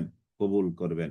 ওয়া কানা আল্লাহু আলিমান হাকীমা, ওয়া কানা আল্লাহু, আর আল্লাহ তাআলা তিনি হলেন আলিমান হাকীমান, আলিমান মহাজ্ঞানী, হাকীমান প্রজ্ঞাময়। তাহলে যারা অজ্ঞতাজনিত কারণে কোনো এরকম মন্দ কাজ করবে, তাদের জন্যই তওবা, তাদের জন্যই কি? তওবা। ওয়ালাইসাতিত তাওবাতু, ওয়ালাইসাতিত তাওবাতু, আর তাওবা, ওয়ালাইসাতিত তাওবাতু, আর তাওবা নেই, লিল্লাযিনা ইয়ামালুনা সাইয়্যাত, যারা মন্দ কর্ম অহরহ করে যাচ্ছে, হাত্তা ইযা হাদারা আহাদাকুমুল মাউতু, এমনকি যখন তাদের কাছে মৃত্যু আসে তখন। এটা শেষ করলাম। এবারে এই যে আমাদের একজনে প্রশ্ন করছেন, হাজবেন্ড নিজে দেখলেও কি উইটনেস লাগবেই? মানে মনে করেন যে হাজবেন্ড অফিস থেকে এসে দেখে তার স্ত্রী পরপুরুষের সাথে ঘরের মধ্যে আছে, একবারে ওই সুই সুতা অবস্থায়, আমি সুই সুতা যেভাবে এক্সাম্পল দিলাম, ওই সুই সুতা অবস্থায় হাজবেন্ড এসে দেখে, তাহলে এই ক্ষেত্রে আরো তিনজন পুরুষ যদি সে ডেকে আনতে যায় দোকান থেকে, রাস্তা থেকে, ভাই তোমরা একটু আসো আসো আসো আসো, একটা সাক্ষী দিতে হবে, আর এদিকে তো আর ওই তার ওয়াইফের সাথে যে আরেক পুরুষ আছে, ঠিক আর থাকবে? এখানে থাকবে না। এটাই তো বুঝাতে চেয়েছেন। এই ক্ষেত্রে করণীয় কি, সেটা আমরা সূরা আন-নূরের মধ্যে পাবো। ওখানে ওই তিনি ছবি উঠে রাখবেন, আধুনিক জমানা তো এখন আছেই। তারপরে এখন ডিএনএ টেস্ট করারও সিস্টেম এখন আল্লাহ তাআলা মানুষকে জ্ঞান দিয়েছেন, মেডিকেলি এগুলো টেস্ট করা যায়। তারপরে ওখানে বিশেষত সূরা নূরের যে শিক্ষা, ওখানে কসম, আল্লাহর নামে কসমের বিষয়টা ওখানে আছে। আমরা ওখানে আরেকটু ক্লিয়ার করব, একটু খসড়া আইডিয়া এখান থেকে আপাতত নিয়ে আমরা রাখি। তো যে ব্যক্তি অনবরত অপকর্ম করে যাচ্ছে, তার জন্য কোনো তওবা নাই। সে অনবরত করতে করতে করতে মৃত্যুকাল আসছে। এই যে আমাদের দেশে যে মৃত্যুকালে মানুষ ওই হুজুর ডেকে যে তওবা করা, এটা যে শরীয়তে নাই, আজকে এটা পাবেন। এই মৃত্যুকাল পর্যন্ত, মানে মুমূর্ষ অবস্থা পর্যন্ত অপকর্ম করে যাচ্ছে। ক্বালা ইন্নী তুবতুল আন, মৃত্যু অবস্থা, ওই যে হাত্তা ইয়াতাওয়াফানাল ওই যে একটু আগে গেল না, যে মৃত্যু পর্যন্ত সে কি করতে থাকে? অপরাধ করতে থাকে। এই যে হাত্তা, এমনকি ইদা, যখন হাদারা উপস্থিত হয়, আহাদা হুমুল মাউত, তাদের কারো কাছে মৃত্যু উপস্থিত হওয়া পর্যন্ত সে অপকর্ম করে থাকে, তাদের জন্য কোনো তওবা নাই। তখন এই অবস্থায় সে কি বলে? ক্বালা ইন্নী তুবতুল আন, ক্বালা ইন্নী তুবতুল আন, আমি এখন, ক্বালা, সে বলে, ইন্নী, নিশ্চয় আমি, তুবতু, আমি তওবা করছি, আলানা, এখন, এখন আমি কি করছি? তওবা করছি। ক্বালা ইন্নী তুবতুল আন ওয়া হুম কুফার, এমত অবস্থায় তারা কুফরি অবস্থায় আছে, এদের জন্য কোনো তওবা নাই। তাহলে আমাদের দেশে মুমূর্ষু অবস্থায় ওই হাসপাতালের আইসিইউতে আছে, অথবা বাসা বাড়িতে সেন্সলেস, বুড়া, থুরথুরি বুড়া, ওই বেটাকে তওবা করায়, হুজুর ডেকে এনে করায় না? আসেনি? আপনাদের এলাকায় আছে কিনা? নারী হোক কিংবা পুরুষ হোক, হুজুর ডেকে এনে, ইমাম সাহেব ডেকে এনে তওবা করা, এই তওবার কোনো ভিত্তি শরীয়তে নাই। তো এই ফেরাউনের মতো মাশাআল্লাহ, তো পড়াশোনা আছে। এটা হলো ফেরাউনি তওবা, রাইট? এই তওবার নাম হলো ফেরাউনি তওবা। ফেরাউনও কিন্তু এই অবস্থা তওবা করেছে। হ্যাঁ, ওয়াহুম কুফার, আপনি তো একটু বেশি কঠিন এক্সাম্পল দিয়ে ফেলেছেন, তবে এটা বাস্তব কথা, কোরআনে এটা আছে। ওয়াহুম কুফার, ওয়াহুম কুফার, ওয়াহুম কুফার, এই অবস্থায় তারা কুফরি হালাতে আছে। উলাইকা আ'তাদনা লাহুম আযাবান আলীমা, আল্লাহ তাআলা বলেন, উলাইকা, এই সব লোক, আ'তাদনা, আমি প্রস্তুত করে রেখেছি, লাহুম, তাদের জন্য, আযাবান আলীমা, যন্ত্রণাদায়ক শাস্তি। এসব লোক, আমি তাদের জন্য রেখেছি যন্ত্রণাদায়ক শাস্তি। মানে মৃত্যুকাল পর্যন্ত তারা অপকর্ম, অনাচার, দুরাচার, জুলুম, নির্যাতনের মধ্যে লেগেই আছে, তওবা করে না, করে না, করে না, করে না। আর যখন মৃত্যুকাল এসে উপস্থিত হয়, তখন সে কি বলে? ক্বালা ইন্নী তুবতুল আন, আল্লাহ আমি এখন তওবা করছি, আল্লাহ আমি এখন তওবা করছি। আপনি বলেন, এক লোক সারা জীবন সুদ খেয়েছে, এক লোক সারা জীবন ঘুষ খেয়েছে, তো ঘুষ খেয়ে খেয়ে মাশা আল্লাহ অনেক টাকা পয়সার মালিক, বাড়ি গাড়ি, এটা সেটা কত কিছু, এখন মৃত্যুকালে সে এসে তওবা করে। আপনি বলেন, এটা কি তওবা, না আল্লাহ তাআলার সাথে একটা ফাজলামি? কারণ তার যে বাড়িটা আছে, এই বাড়িটাও সুদের টাকা, বাড়িটাও ঘুষের টাকায়, বাড়িটাও বাউসার চুরির টাকায়, এখন সে আল্লাহর কাছে তওবা করে। ইন্নী তুবতুল আন, সে জামা কাপড় গায়ে দিয়ে আছে, তওবা করছে, ওই জামা কাপড়ও তার সুদের টাকায়, ঘুষের টাকায় কিনা, নাউযুবিল্লাহি মিন যালিক। তাহলে এই তওবার কোনো ভ্যালু আছে? ওয়াহুম কুফার, এই অবস্থায় তারা কাফের। আল্লাহ তাআলা বলছেন, উলাইকা আ'তাদনা লাহুম আযাবান আলীমা, তাদের জন্য আমি কি করে রেখেছি? আযাবে আলীম, প্রস্তুত করে রেখেছি, যন্ত্রণাদায়ক শাস্তি, আযাব, আমি আল্লাহ তাদের জন্য কি করে রেখেছি? প্রস্তুত করে রেখেছি। উলাইকা আ'তাদনা লাহুম আযাবান আলীমা। তো অতএব যে তওবাগুলো আমাদের দেশে মুমূর্ষকালে করানো হয়, এগুলো একটা লাভ আছে। লাভটা কি জানেন? ইমাম সাহেব 500 টাকা পায়, এই একটা লাভ হয়। হুজুরে 1000 টাকা পায়, বড় লোকগুলো তো 1000 টাকা দেয়, 2000 টাকা দেয়, 5000 টাকা দেয়, কারণ এরা মনে করে হুজুরে মাশা আল্লাহ এই মুরব্বীর গুনাহ সব জড়ায় দিয়ে ফেলেছে, এই জন্য একটু টাকা বেশি দিলে সমস্যা কি? এগুলোর কোনো ভ্যালু নাই, এগুলোর কোনো ভিত্তি নাই। তওবা মানে কি? তওবা মানে ফিরে আসা। তওবা মানে কি? ফিরে আসা। তো আপনি ফিরে আসছেন, আপনার মধ্যে যত অন্যায় আছে সব তো আপনি দূর করতে হবে। আপনার মাঝে যত রকমের মানুষের পাওনা আছে, এটা তো ফেরত দিতে হবে। কারো মনে যদি কষ্ট থাকে, সাধ্য অনুযায়ী সে তো মাপ চেয়ে নিতে হবে, তবে না তওবা হবে, তাই না? তওবা তো একটা শর্ত আছে। এক নম্বরে আপনি অনুতপ্ত হবেন, 2 নম্বরে আপনি ক্ষমা চাইবেন, 3 নম্বরে কারো হক থাকলে সেটাকে আপনি ফেরত দিবেন। সারা জীবন দুঃখ দিয়ে মরার সময় ক্ষমা চাইলেও কি ক্ষমা হবে? সেটা আপনি ক্ষমা করে দেওয়া উচিত। কেউ মনে করেন যে আমাকে দুঃখ দিছে অনেক, এখন মুমূর্ষু অবস্থা আমাকে ডেকে বললো ভাই আমাকে ক্ষমা করে দিন, স্বাভাবিক আমি এই উদ্দেশ্যে ক্ষমা করব যে আমি তাকে ক্ষমা করে দিলে আল্লাহ তাআলাও আমাকে ক্ষমা করে দিবে, এই উদ্দেশ্যে আমি ক্ষমা করে দিব, আমিও তো ক্ষমা পাবো আল্লাহ তাআলার কাছে। জি আলহামদুলিল্লাহ, আলহামদুলিল্লাহ। তাহলে আমরা আজকের মতো শেষ করি, বেশ কথা হয়েছে আজকে। চাকরির পর যদি সে তওবা করে ফিরে আসে গুনাহ মাফ পাবে। চাকরির পর যদি, মনে হয় না, কেমনে পাবে? কারণ চাকরির মধ্যে তো সে দুনিয়ার যত টাকা পয়সা কামাইছে অন্যায় ভাবে, এখন তওবা করলে আপনি কি হবে বলেন? বহু টাকা পয়সা কামাইছে, এখন হজে গেছে, কি হবে? কোনো হওয়ার লক্ষণ আছে বলেন? কোনো লক্ষণ তো দেখা যাচ্ছে না। ওই যে মনে করেন যে ছেলেদেরকে সম্পদ দিছে, মেয়েদেরকে দেয় নাই, এখন তওবা করাচ্ছে, বলেন আপনারাই ফতুয়া দেন। মেয়েদেরকে ঠকাইছে, মেয়েদেরকে দেয় নাই। ওই যে একটু আগে একজন, আমি বললাম না, একজন আল্লাহর বান্দা খালে পড়ে মারা গেল, এক ছেলেরে সব দিয়ে গেল আর বাকি 3 ছেলেকে দেয় নাই। তাহলে এই অবস্থা তওবা কি হবে বলেন? আমরা তওবা মানে কি? তওবা মানে তো আপনি অন্যায় যেটা করছেন ওটা কারেকশন করতে হবে। কারেকশন তো করলেন না, তো কারেকশন না করে শুধু তওবা তওবা তওবা তওবা তওবা, এটার নাম কি তওবা? আল্লাহ আমি তওবা করছি, আল্লাহ আমি তওবা করছি, তওবা তওবা তওবা, এটার নাম কি তওবা? এটা তো আল্লাহ তাআলার সাথে একটা মশকারি। নাউযুবিল্লাহি মিন যালিক। জি আলহামদুলিল্লাহ, তাহলে আমরা আজকের মতো ক্লাস শেষ করি। আপনাদেরকে কুইজ দেওয়া হয়েছে, আপনারা কুইজ অ্যাটেন্ড করুন। জি আলহামদুলিল্লাহ। আল্লাহ তাআলা আমাদেরকে বুঝ দান করুক। বিশেষ করে এই যে সহায় সম্পত্তিগুলোর ব্যাপারে আমাদেরকে যথেষ্ট সচেতনতা অর্জন করা দরকার। জি আলহামদুলিল্লাহ। বাবার মৃত্যুর পর যদি ভাই কর্তৃক বোনকে সম্পত্তি না দেওয়ার আশঙ্কা থাকে, তবে বাবা যদি জীবিত থাকা অবস্থায় মেয়েকে তার যতটুকু প্রাপ্য ততটুকু লিখে দেয়, তা জায়েজ হবে কিনা?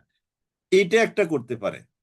হ্যাঁ, এরকম যদি বাবা যদি লক্ষ্য করে যে ছেলেটা বেয়াদব, তার বোনকে সে দিবে না, তাহলে বাবা এটা লিখে দিতে পারে, যে একটা দলিল সে লিখে দিতে পারে যে শরীয়তের আলোকে, আমার মৃত্যুর পরে শরীয়তের আলোকে তুমি পাবা এতটুকু, তুমি পাবা এতটুকু।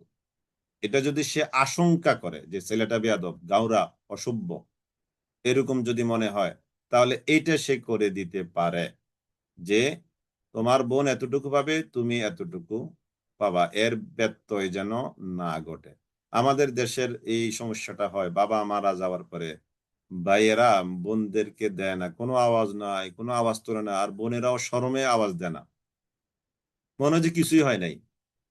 এরকম আমি দেখেছি, বোনেরা ভাইয়ের কাছে শরমে বলে না, কিরে ভাই আমার জায়গা দিবি না, সম্পত্তি দিবি না, এটা বলে কেন? শরম লাগে না ভাইয়ের কাছে? এই জন্য আর ভাইও মাশাআল্লাহ, বোনে যেহেতু বলে না, এমনি চলছে, মনে হয় যে কিছুই নাই, কিছুই হয়নি, অথচ তার বাবার সম্পত্তি তো সে এখানে রয়ে গেছে, এটা নিতে হবে।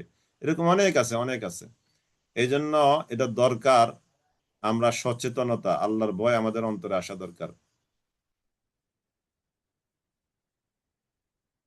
হ্যাঁ, বোন যদি নিজের ইচ্ছায় প্রাপ্য অংশ বাইকে দিয়ে, ওয়েলকাম, এটা তো মোস্ট ওয়েলকাম। আমরা তো এরকম বোনে খুঁজি, আমরা যারা ভাই আছি আমরা এরকম বোন খুঁজি, যে বোনেরা ডেকে ডেকে ভাইয়ের গলায় ধরে বলবে ভাই আমার সহায় সম্পত্তি আমি কিছুই নিব না, তোমাকে দিয়ে দিলাম। আমরা তো এরকম বোন চাই, আমরা যারা ভাই আছি। ঠিক আছে না বোন? যে আমাদেরকে একটু ভালোবাসা দিয়ে বোন বলবে ভাই আমরা নিব না, তোমার কাছে থাকুক, আমরা ভাই বোন অনেক সুন্দর থাকি। ওকে ওকে, ওয়েলকাম, কিন্তু আপনি নিতে চান, আপনার দরকার, এই ক্ষেত্রে তো এটা আপনার হক। বুঝতে পেরেছেন? অনেক বোন নিতে চান না, সেটা তার একান্ত বিষয়। হ্যাঁ, সম্পদ চাইলে ভাই স্টক করে, রাইট, সম্পদ চাইলে ভাই স্টক করে, ঠিক কথা বলছেন, একবারে শতভাগ ঠিক কথা। আজকে মানে অনেকগুলো ঠিক কথা, এটা একটা কথা। আপনার আইডি তো অনেক সংখ্যা, আপনার নামও বলতে পারলাম না। সম্পদ চাইলে ভাই স্টক করে, হ্যাঁ ভাই স্টক করে, ভাইয়ের ওয়াইফ স্টক করে, ভাইয়ের ছেলে মেয়েরা স্টক করে, আবার বেয়াদব বলে। হ্যাঁ, ভাই বোনকে কি বলে? বেয়াদব। বাবা তোরা এত পড়াশোনা করেছে, তুই একটা বেয়াদবি করলি। জি, আল্লাহ তাআলা আমাদেরকে বুঝ দান করুক। আল্লাহুম্মা আমিন, আল্লাহুম্মা আমিন, আল্লাহুম্মা আমিন। ওয়া আখিরু দাওয়ানা আনিল হামদুলিল্লাহি রাব্বিল আলামিন। সুবহানাকাল্লাহুম্মা ওয়া বিহামদিকা আশহাদু আল্লা ইলাহা ইল্লা আনতা আস্তাগফিরুকা ওয়া আতুবু ইলাইক। ওয়াসসালামু আলাইকুম ওয়া রাহমাতুল্লাহি ওয়া বারাকাতুহু।